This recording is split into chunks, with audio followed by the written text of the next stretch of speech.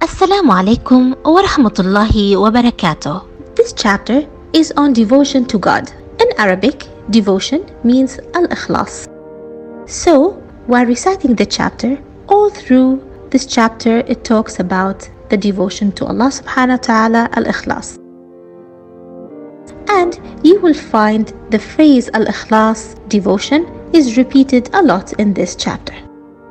And while reciting verse 29 in this chapter, Allah subhanahu wa ta'ala sets an example of devotion to Allah subhanahu wa ta'ala by mentioning a similitude, tashbih.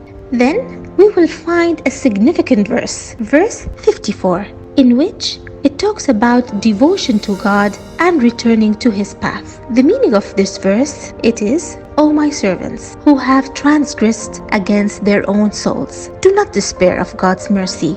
Surely God forgives all sins. He is all forgiving, the most merciful.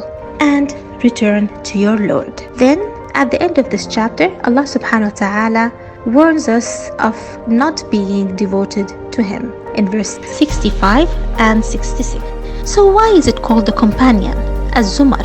As there is two kinds of people who will stay or dwell in the paradise, and people who will dwell or stay in hell.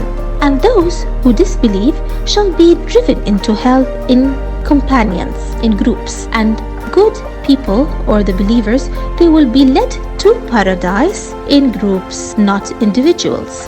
This to stress about the importance to have good companion in life. And then the verses recites the reward of devotion is being in company of believers in paradise, which implies that believers help each other to be more devoted to God.